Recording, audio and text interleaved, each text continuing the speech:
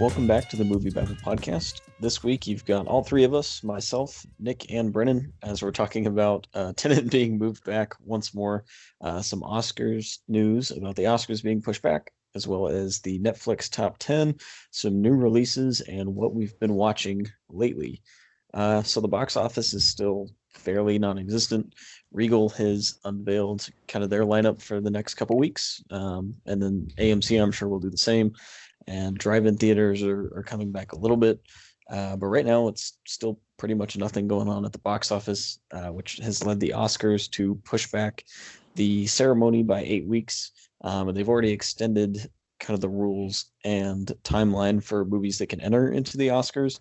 So there's definitely been a big Academy push to try and get more movies in.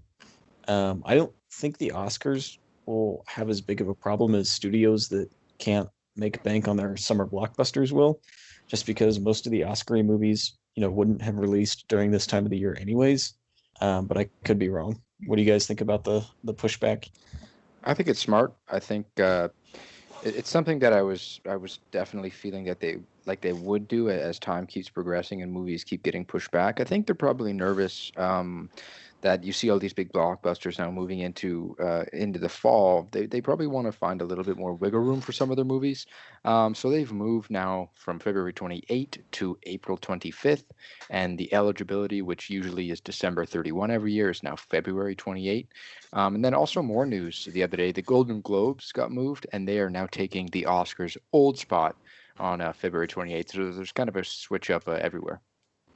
Yeah, as much as I was kind of rooting for Bad Boys for Life to be my Best Picture winner, I kind of figured this was going to happen at some point, because it just makes sense. And the Oscars, it's been widely talked about, and we've talked about it so many times here, where their numbers have been down for so long, and their marketing, but the marketing budgets that ABC is willing to put behind them has been going down as well. So they're trying to do whatever they can just to build their audience. So this does make a lot of sense. I guess.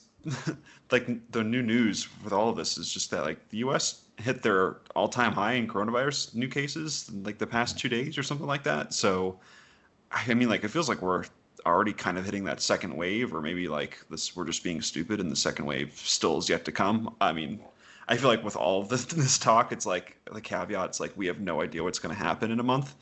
But I feel this makes logical sense. You want to have your room for all your legitimately Oscar-y movies to come out, and so that First Cow doesn't win and everyone gets mad, even though the movie's probably pretty great. But it makes a lot of sense to me. Yeah, I definitely think it's probably a strong move because, kind of like we're seeing with Tenet, they were pretty firm on Tenet's coming out July 17th. And obviously that's not happening anymore. We've seen it be pushed back twice within the past couple of weeks.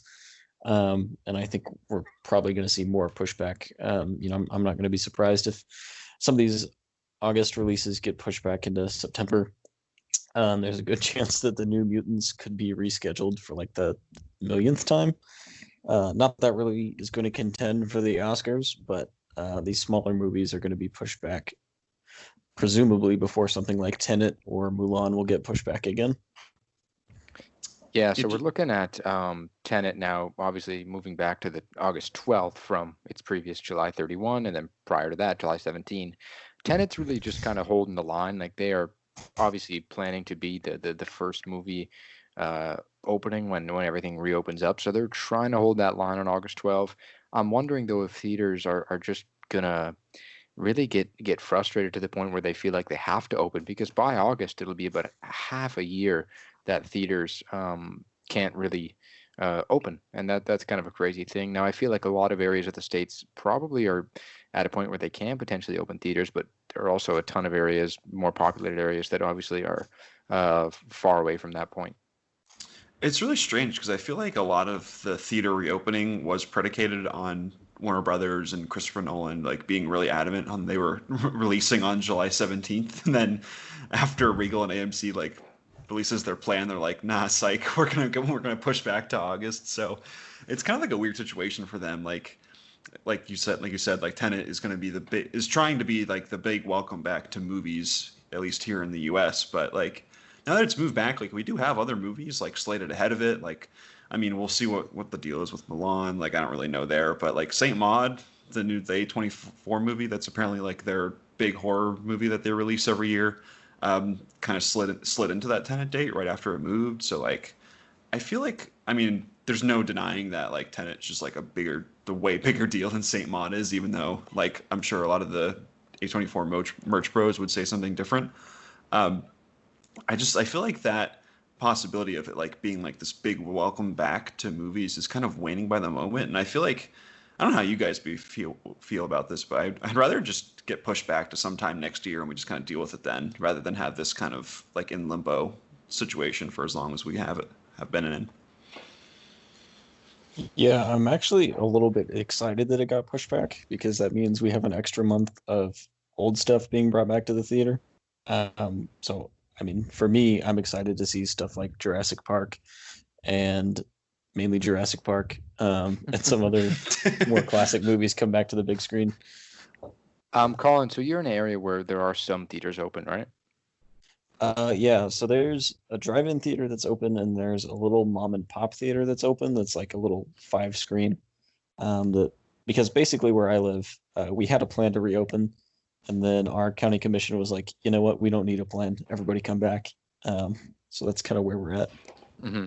Yeah, so it's kind of odd because, as you're saying, you'd like to move it, Nick, to next year. You'd like to see that happen, and I think that's probably, especially for the United States, I think that's a good move. But it's tough because a lot of countries are probably getting close to being able to do that potentially by that August 12th date, but they need that U.S. market.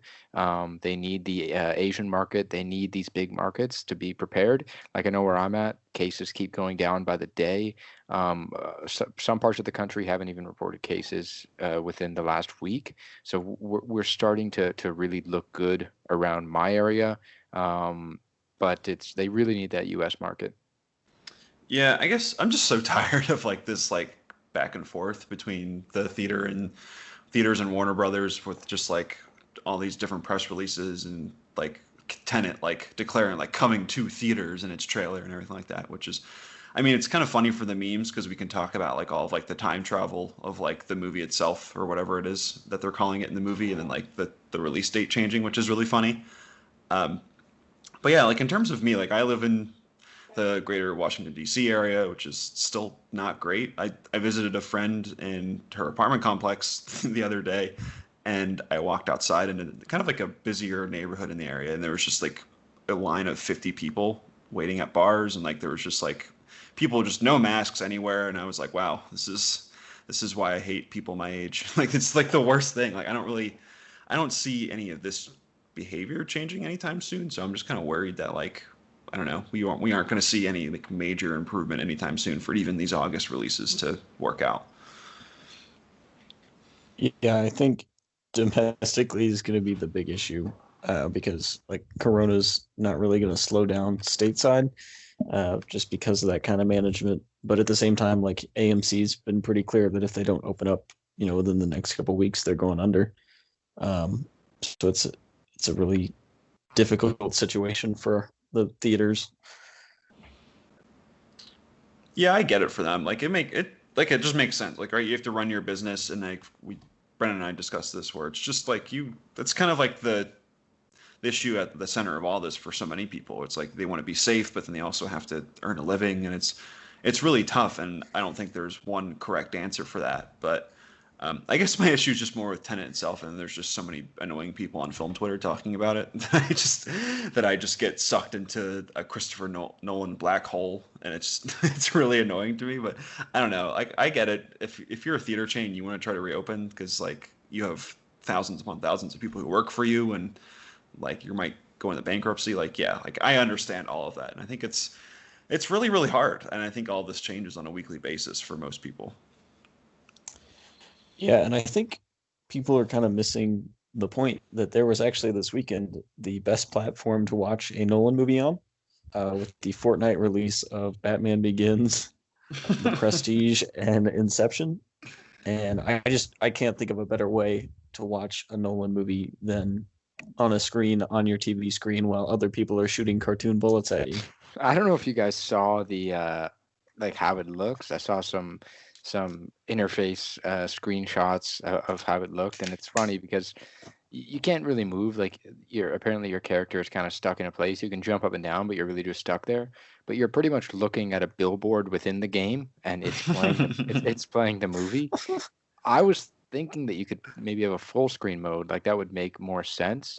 But it's kind of just like you're there just sitting and looking up at a billboard that's playing one of these films, and like it only covers, I'd say, about 35%, 40% of the screen. So I mean, I don't know, it's odd, but they're trying out different things.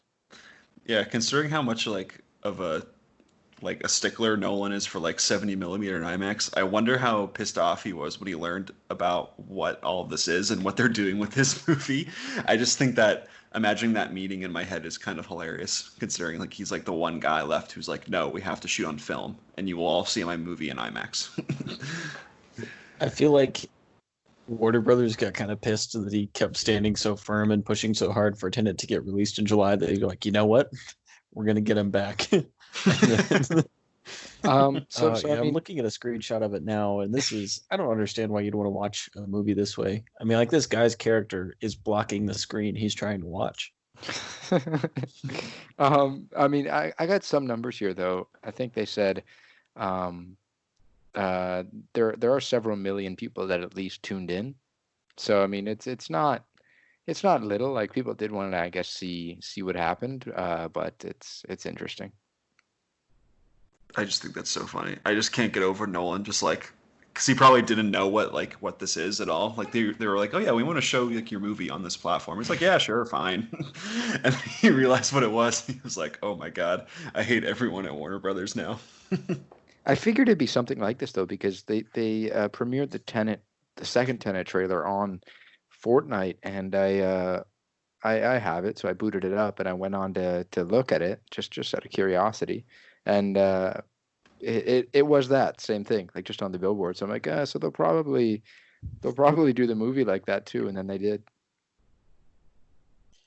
Yeah, I don't really understand the appeal, but yeah, that's the thing. I'm sure he was pissed off. I would like to see them try to do this to someone like Tarantino, just to see the chaos that ensues from that. But yeah, that is pretty much Tenet, and Oscars getting pushed back a little bit. I'm sure in the coming weeks we'll talk about even more things being pushed back, because it's just kind of the state of the world right now. But fortunately, there is one service that refuses to push anything back and just releases more content than physically possible, and that is Netflix. So we're going to crack down their top 10 a little bit. So the number one spot, in the number one spot, they had Eurovision, which is a Will Ferrell movie. It's a Netflix original, followed by Athlete A, 365 Days at the number 3 spot, The Nut Job at number 4, Feel the Beat, number 5, Gaspar Noé's Love, number 6, followed by The Lost Bullet, Baby Mama in at number 8, Despicable Me back in the top 10 at number 9, and Dark Skies in at number 10. So again, it's kind of Netflix originals and then kids movies, which is what their top 10 just kind of continues to be. And then an original at the number 1 spot. This is the Will Ferrell and Rachel McAdams movie, which I've seen a lot of praise for her on Twitter, just coming out of this movie. I have not seen it myself. Yeah, she's really good in this movie. I feel like after Game Night, we all realized that Rachel McAdams is a hilarious actress, and she should be in every comedy.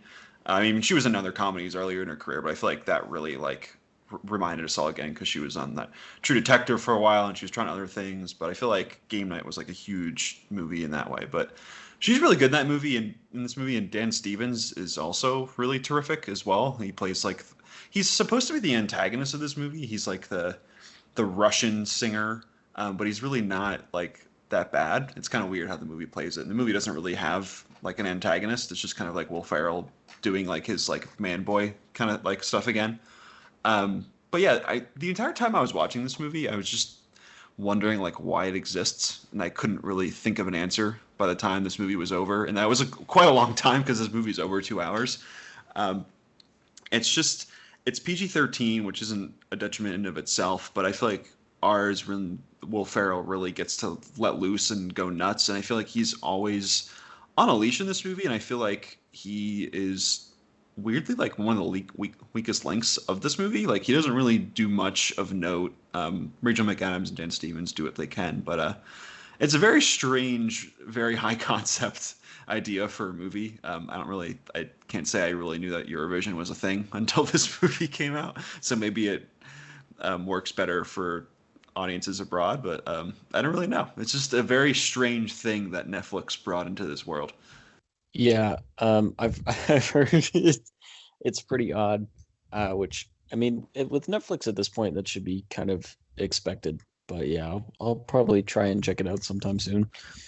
I feel like the joke, like, there's like a recurring bit in a lot of like recent Will Ferrell movies where like the movie itself is the joke, and I feel like that's kind of what he's doing here, because like I feel like the whole thing is like, isn't this hilarious that we made a movie about the Eurovision Song Contest? Because like the movie itself was like just kind of whatever, but I feel like he's sort of just like, this is so funny that I got to write this script for this movie and someone paid me like $50 million to go make it. I don't know. I feel like that's his MO for most of his things now. I don't know if I can watch another movie where he pulls off that shtick. I don't know. It seems like it's old, but I mean, I like the guy, so I'm gonna check it out. Yeah, I'm a big Will Ferrell stan. Like, I even like some of his weirder, like, not good movies. Like, I think Night at the Roxbury is incredibly stupid, but also like pretty funny. And that movie is like widely panned by like basically everyone except me.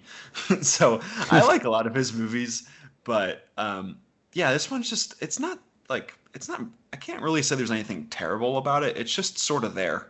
Like if we're going by Letterboxd official scoring here, like it's a 2.5 out of 5. Like it doesn't really do anything to distinguish itself, which is weird because it's a movie about the Eurovision Song Contest, but it also doesn't do anything that'll like really just make you mad. It's just sort of there. It's inoffensive, bland. It feels like they could have used like someone to like punch up the script a little bit because all the gags in it aren't particularly inventive, but I don't know. It seems like other people are liking it a lot, way more than I do. So what do I know? I don't think I could watch it and not just be fixated on Will Ferrell's wig in this movie. Just like looking at the screenshots of it right now, I'm like, I couldn't pay attention to literally anything else in this movie. So for the first like 5 minutes, I was doing the same thing where I was laughing really hard at the wig, and probably my favorite joke of the entire movie is like there's a fake music video at the beginning that really makes you laugh, and it's in the trailer too, where they're like playing like the keyboard on like right near the waves and everything. It's really, really funny in the movie.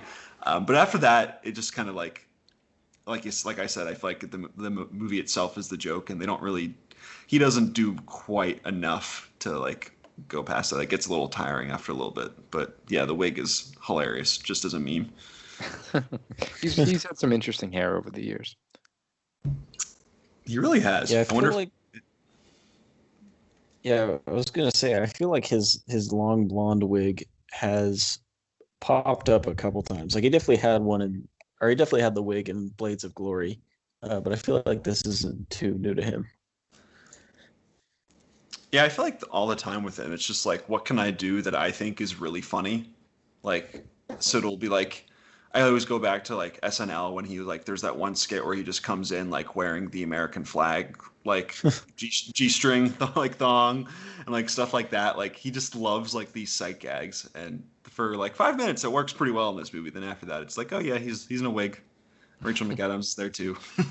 Let's get to the end of this movie. Then Dan Stevens shows up and is pretty funny at the beginning, and then his shtick is kind of the same. So yeah, it's weird. It's like I feel like there's a strain of Netflix movies where they make, since they have like such deep pockets, they let these crazy projects get made, and they're just so weird, and like you can't imagine them existing anywhere else except on Netflix.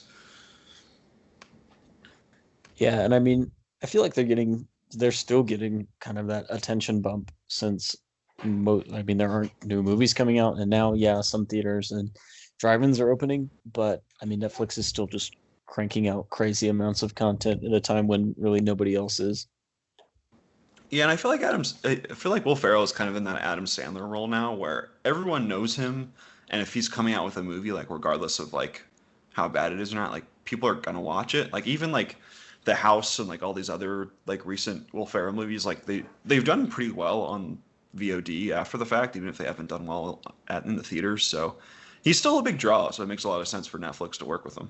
It's a good move for Netflix for sure. Yeah. So that is Will Ferrell. But then, yeah, the Netflix top 10 I don't think was as predictable as it was, in the past couple of weeks where we had some bigger, older hits like Clueless and Twister and whatnot. It is interesting to see Despicable Me climbing back. It's pretty much been in the top 10 ever since quarantine started. And I think there was like 1 week where it wasn't, and I was just shocked, but it's here to stay. But yeah, I caught up with 365 Days finally, because that's also been like Despicable Me has been on here for forever, but I feel like ever since 365 Days came out on here, it's been like always like that. It was like the number one movie like for a couple weeks, like it's always been at the top.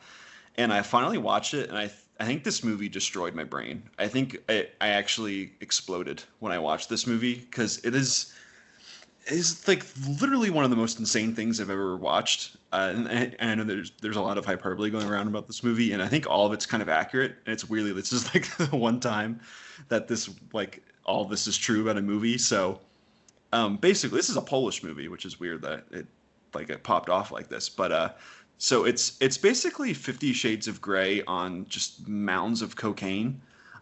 So all of the crazy like awful relationship dynamics that we all like make fun of, like 365 is that, and then like 10 times that. So I'll run through the synopsis, and you'll quickly understand how insane this movie is. But so basically, this girl, it's her birthday, and she's on a trip somewhere exotic. It looks nice. So I'm sure the hotel paid them a lot of money to shoot there. But then there's this mob boss who is played by, I think this guy's name is Michelle Marone. I don't know his name. He's a singer too, and he's a beefcake that they put in this movie. He's this mob boss who just like, he's ruthless, and he like kills people. And he kidnaps this girl, and he's like, you have 365 days to fall in love with me, or else if not, I'll let you go. And then that's the movie. So he kidnaps this person, and then she falls in love with him, and it's the most insane thing ever. Like he's like, I will not touch you unless you tell me to. Like, he's not gonna like rape her or anything like that. And like, she talks out of turn once, and he like grabs her by the throat, and is like, oh my god, like what is wrong? What is wrong with you? Like, you're an insane person. And then there's been a lot of talk about the sex of this movie. And there's a lot of sex in this movie. There's probably like a 5 to 10 minute just montage of them having sex on a boat, and it's just like every spot imaginable on the boat, they're doing it. So and they're like she'll yell at him like, why did you kidnap me? And then like 5 seconds later they'll just start boning again, and then like he'll yell at her, and like she'll be like, I love you, and then she's pregnant, and then she's like mad and she wants to leave him. Then like a second later she puts a wedding dress on, and she's like, no, just kidding, I actually love him again. Like this movie exploded my brain. I can't wrap my head around it. It's bizarre. I've lost a lot of faith in humanity just by how popular this movie has become, because I think it hit number one in like 15 countries for Netflix top 10s, and it's all over TikTok, and people are obsessing over the guy, and they're it's a mess, and it's just so sad. There's a weird strain of people on TikTok and Twitter who are like unabashedly, like unironically, they're like, I think this movie's great, and I never want to talk to those people ever in my life because I'm terrified of those people. So I gotta. No, you're right. It's a mess. It's crazy. We have to stay away from those people. But Forbes has been doing something since the Netflix top 10 started, and they're kind of doing a points-based system since the top 10 started, and it's pretty much based off how many days a movie is in the Netflix top 10 and where they position, and they get a certain amount of points based off each. And and they've done it since the start. And as expected, Despicable Me is number 2. Angry Birds movie is number 1. But the 365 Days has entered the top 10 on this Forbes list, and it's number 8. So it's getting a lot of watches. It's getting a lot of watches. It's oh my gosh. I mean, there's a lot of meme potential in this movie. There's some really funny line readings and facial reactions, and the main guy, like, he is just such an insane person that's like some of his like violent outbursts are like really funny. But yeah, this movie is insane. Like, I would not like consume this movie at all anyway, except like watching like 5-second clips, because you'll get the gist of it in there. And this movie's like it's like 2 hours of that. This is I don't quite know what to make of this movie, even though I've said a lot of things about it. Like, it's just so insane. Like, the entire time my mouth was dropped. I was like, what the hell is this? So apparently I have heard rumors where this is the first part of a trilogy. So I can't wait. I can't wait for 366 days to come out next year or whatever it's going to be. I don't know. This movie it's something, man. It is really, really something. It hurt me so much. Yeah, I don't know if this is something I'll ever watch. Please don't. Please don't. Just based on Heed my warning, sir. On that story alone. Oh my god, this movie. But yeah, that's Netflix for the past week, and I'm sure They're telling me off over here. I'm hurting. I'm sure it'll continue to be just as insane and chaotic as Netflix always is within the coming weeks. But we've all been watching a little bit of everything over the past week. So Brennan, you want to go ahead and talk about some of what you've been watching recently? Yeah, so I had a little bit of a busier week than usual, so I didn't get around to watching a ton of quality stuff, but I checked out Derek Cianfrance's Blue Valentine, starring Ryan Gosling and Michelle Williams. I think it came out in 2011, if I'm not mistaken. This is a very, very good movie. Very indie. It's kind of like I was talking about this before we jumped on, but it's kind of like a more raw marriage story type film, where obviously it's about two people and they're kind of going through a rough patch in their lives, and they're definitely thinking about getting a divorce at some point. And I don't recall if Marriage Story did this, but did they ever have flashbacks to a more happier time in Marriage Story? If I remember correctly, they started off with a little bit of that, but it wasn't a big part of the movie at all. Okay, so yeah, I guess in that respect, this movie is definitely a little different, because about half the movie is more of a flashback to kind of when they met and the start of their relationship, and then the other half is kind of in the now and in kind of the rough patch. But the movie is definitely very raw in the respect that some of the angles of the camera are right in the face of the actors, and just the way they're going. I mean, Ryan Gosling is fantastic in this. So is Michelle Williams. I think she got an Oscar nomination for this film. But it's a beautiful movie. But there are some scenes where it's not. They're obviously acting, and it's a movie, but you do feel like this is kind of a realistic take on the situation. It's a great movie. I would definitely recommend it. Definitely upsetting though, so don't watch it if you're already upset.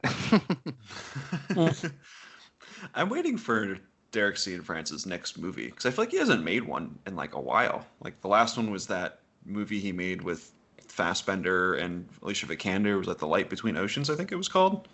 But like, that was like what, 2015, 2016. Like, I feel like I'm waiting for like the next movie to come from him, because I really like a lot of his stuff.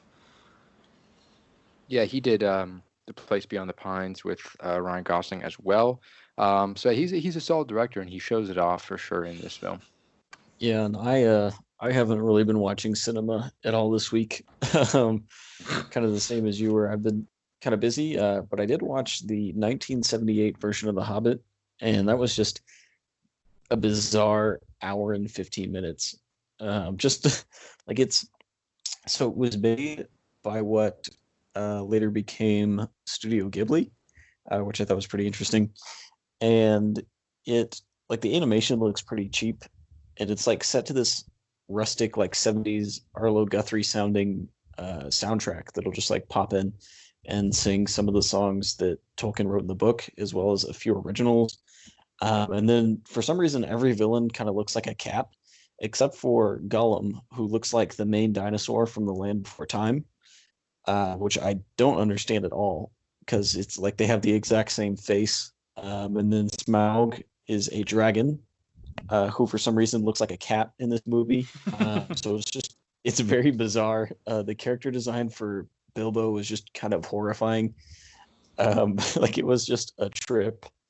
And then I decided to watch the first Hobbit movie because I just finished reading the novel this week, and I don't know if I've ever seen this one. I know I saw 2 and 3, but I don't remember if I saw this one. And honestly, it was painful to look at.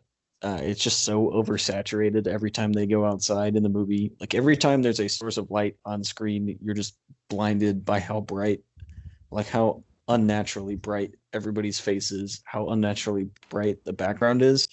And I understand that Peter Jackson didn't really want to do the Hobbit movies, and I'm curious to see like how much he actually cared putting it together, because it's just so visibly below the quality of everything else he's done, not taking into account kind of the issues with, writing and the characters themselves. Is this a film, or is it kind of the situation where he didn't want someone else to do it, so he did it? Yeah, it was one of those things where, well, he got a bunch of money thrown at him. But yeah, it was also like he didn't want somebody else to kind of walk over the legacy of the first 3 movies that he'd done. And I believe the bigger issue was that he wanted to do The Hobbit, but he didn't want to do 3 The Hobbits, which, after the Harry Potter movies were like, hey, we can make one book into 2 movies with the Deathly Hallows.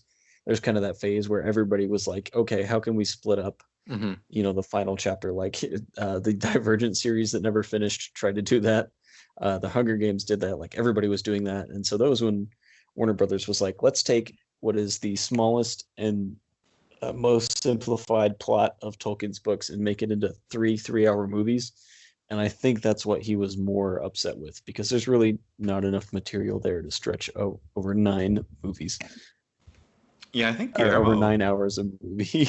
Yeah, I think Guillermo del Toro was working on the project, then he left because of creative differences, and I think that was a lot of kind of the same stuff where he's like, I don't want to really like make this 3 movies because it never needs to be.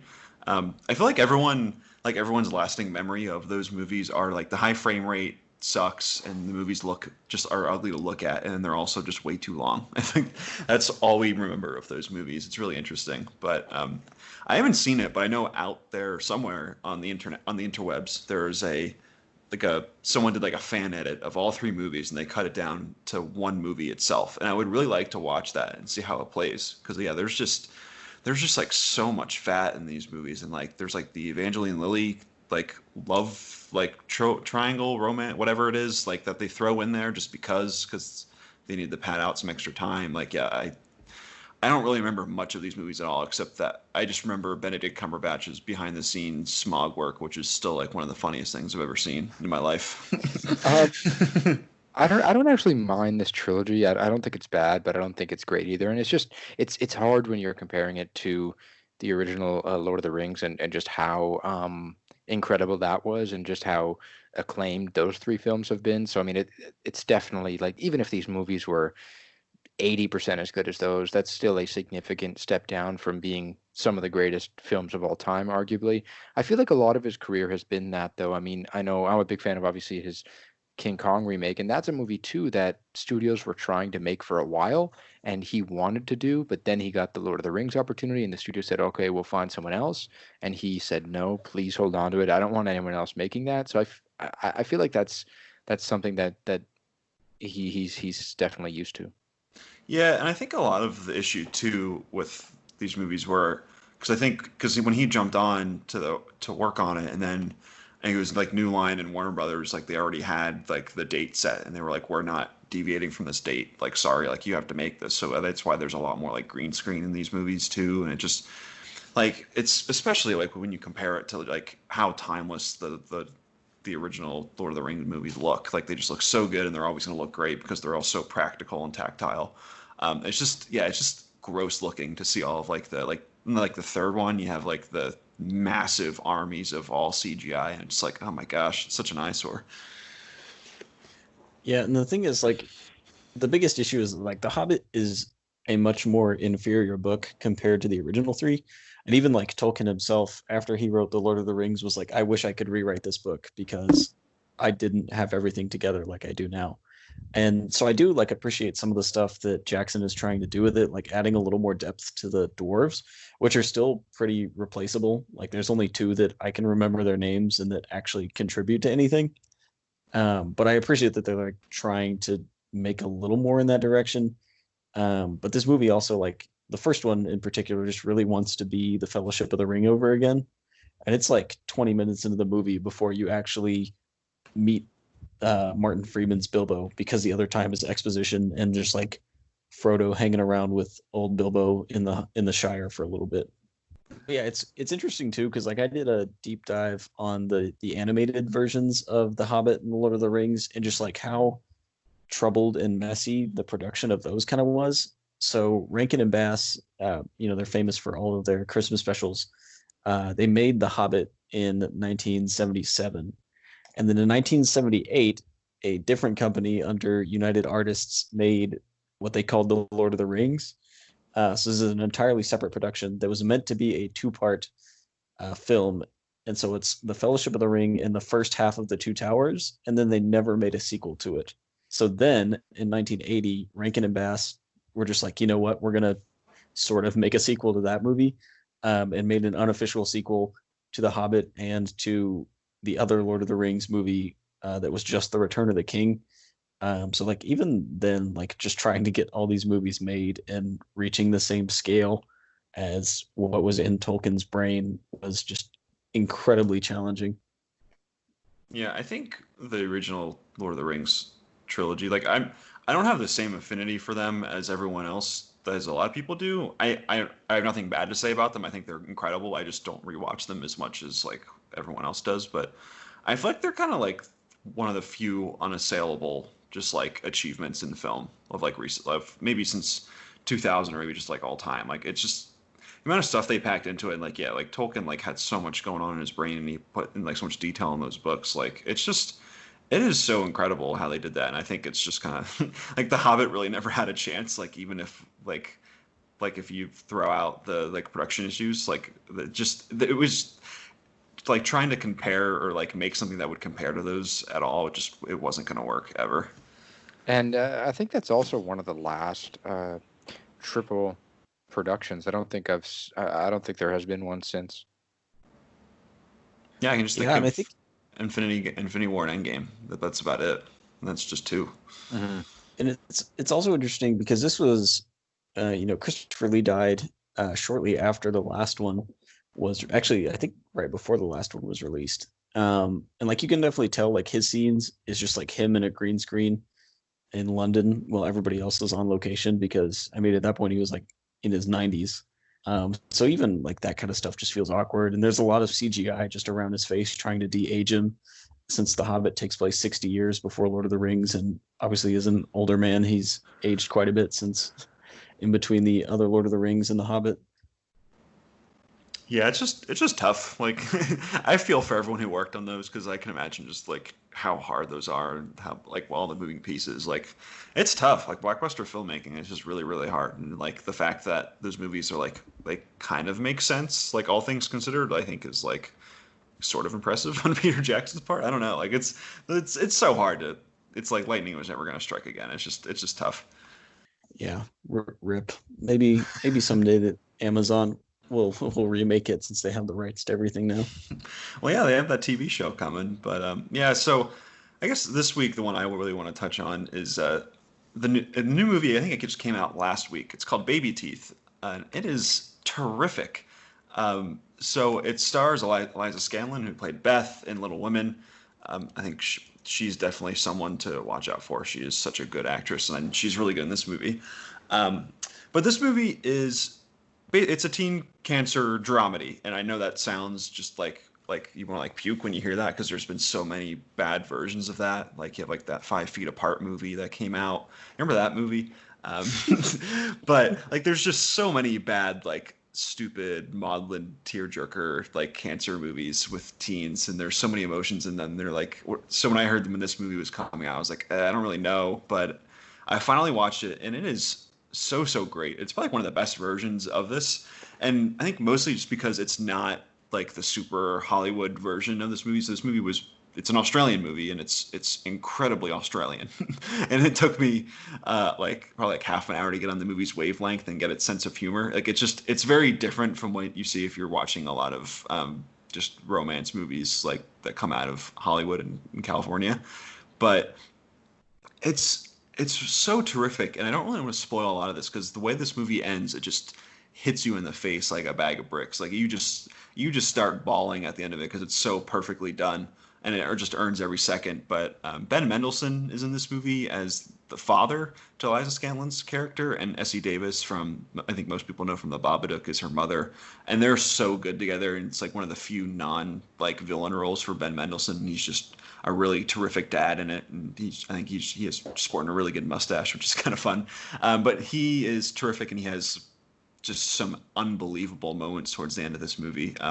This movie's just really quirky and silly, and it's more about like getting the chance to do what you want to do before you die, and like the parents like wrapping their heads around like maybe what she's doing and the guy she's seeing who's like a little older than her. It's probably not ideal for her, but we know that she doesn't have much time left, so like we need to grapple with letting her live. It's just a really tremendous movie. I think it's available on just like everywhere you can like rent movies for like $6-7, but it's really terrific. I can't recommend it enough. Yeah, it's definitely one I'm thinking about checking out here in the meantime. Yeah, oh my gosh, the ending, like I was watching, I was like, yeah, this movie's really sad, and like the last 15 minutes happens, and you're like, oh my god, I'm crying so hard right now.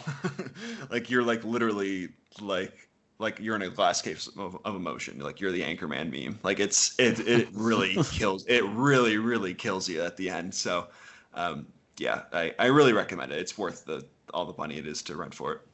Yeah, so that's what we've been watching this past week, and we'll watch some more stuff this week. I will dredge through the remaining Hobbit movies before they leave HBO Max. And we'll get into some more stuff. I'm sure Tenet will probably be delayed again, since that seems to be a theme. And we'll be back next week. Remember, you can always check us out online at MovieBabble.com.